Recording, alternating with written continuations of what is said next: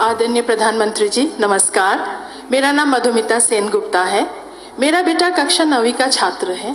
महोदय, पहले मेरा बेटा पढ़ाई में बहुत अच्छा था, टीचर्स अप्रिशिएट करते थे, लेकिन अभी कुछ समय से ऑनलाइन गेम्स की तरफ उसका झुकाव कुछ ज़्यादा ही बढ़ गया है, जिसके कारण उसकी पढ़ाई पर फर्क पड़ रहा है।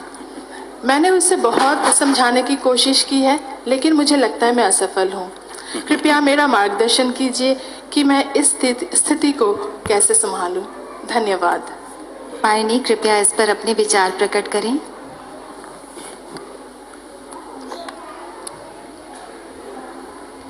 ये पबजी वाला है क्या?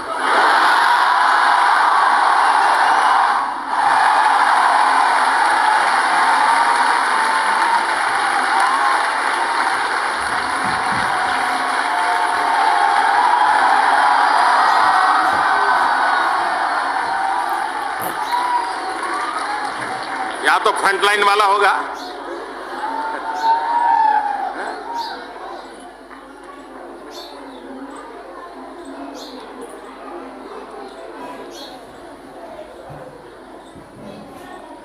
ये समस्या भी है, समाधान भी है।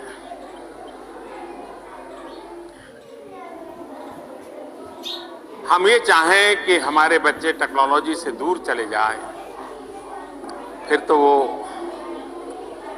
एक प्रकार से अपने सारी जिंदगी से एक प्रकार से पीछे की तरफ जाना शुरू किया, और इसलिए उसको ये टेक्नोलॉजी के संबंध में प्रोत्साहित करना चाहिए। लेकिन उस टेक्नोलॉजी का क्या उपयोग करता है? क्या टेक्नोलॉजी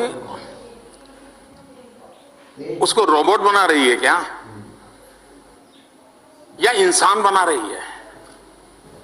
अगर माँ बाप थोड़ी रुचि लें, कभी खाना खाते समय चर्चा करें टेक्नोलॉजी की, कि बताइए भाई इन दिनों क्या चल रहा है, टेक्नोलॉजी के क्षेत्र में क्या नया आया है, किस प्रकार के नए नए ऐप्स आए हैं, उसमें क्या होता है, तो उस बच्चे को लगेगा कि मैं जो कर रहा हूं मेरे माँ बाप हो सकता है मेरी मदद करेंगे।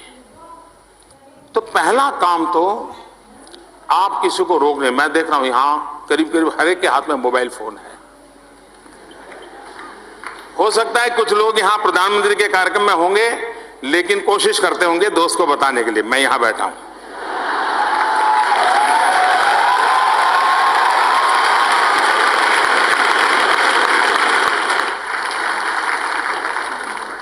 इससे क्या होता है, धीरे धीरे हम सिकुड़ते चले जा रहे हैं। टेक्नोलॉजी हमें अगर सिकुड़ देती है, हमें नैरो बना देती है, हमारी सोच भी बड़ी नैरो बन जाती है, तो शायद हमें जीवन को बहुत बड़ा नुकसान होगा। टेक्नोलॉजी का उपयोग हमारे एक्सपांशन के लिए होना चाहिए, मेरे विस्तार के लिए होना चाहिए, मेरे सामर्थ्य में बढ़ोतरी के लिए होना चाहिए। और इसके लिए टीचर्स ने भी बार बार इन विषयों की चर्चा करते रहना चाहिए, तब जाकर के होगा। अदरवाइज जैसे बच्चे खेल के मैदान में नहीं है, कभी कभी माँ बाप को लगता है पढ़ना बहुत अच्छा है, लेकिन परीक्षा के दिनों के कुछ दिन पहले बीमार हो जाता है तो माँ बाप का पसीना छूट जाता है। अरे भाई, पहले उसको किताब पढ़ाता है, कहीं खेल के मैदान में भी तो भेजना था। आप में से कभी सोचिए, मैं कभी मेरी बच्चों के साथ बातचीत करने का मेरा ये पिछले मुख्यमंत्री था तब से एक लगातार कार्यक्रम चल रहा है। अब रूप उसका रंग बदलता जा, लेकिन मैं करता रहता हूं।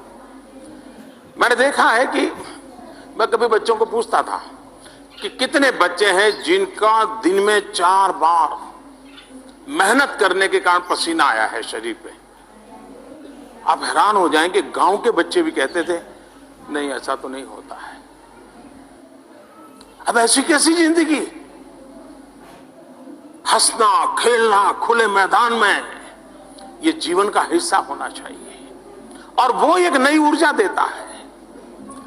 और इसलिए टेक्नोलॉजी का सही उपयोग कैसे हो, मैं स्वयं टेक्नोलॉजी बहुत शक्तिशाली मानने वाला व्यक्ति हूं। मैं खुद इसका उपयोग आज भी जो मैं दुनिया के इतने देशों के साथ और देश के लोगों से बात कर रहा हूं उसका कारण टेक्नोलॉजी का उपयोग है। तो एक ही चीज के दो अच्छे पहलू होते हैं, एक किसी को बहुत सीमित कर देता है तो दूसरे को बहुत विस्तृत कर देता है। आपकी ये चिंता सही है, लेकिन आप उसके साथ बैठिए, उसको कभी आप काम दीजिए कि मैंने सुना है कि नॉर्थ ईस्ट में एक ऐसा चावल पकाते हैं, देखो बेटा टेक्नोलॉजी में जरा ढूंढ के मुझे बताओ कैसे बनता है वो चावल।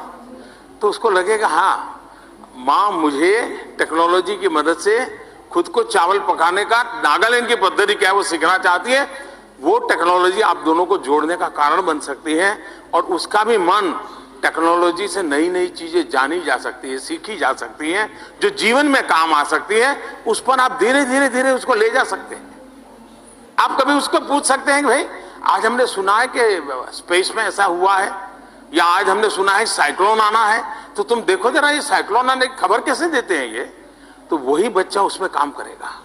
आप उसको धीरे धीरे धीरे टेक्नोलॉजी के सही उपयोग की तरफ ले जाइए और उसको लगना चाहिए कि वो बच्चा विकास की दिशा, तो गलत रास्ते पर जाने से बजाय, समय बर्बाद करने के बजाय, खुद ही एक खेलकूद के अंदर रहने के बजाय, और मैं समझता हूं जुरा प्ले स्टेशन से प्ले फील्ड में चला जाएगा वो, तो उस दिशा में हम सब प्रयास करें।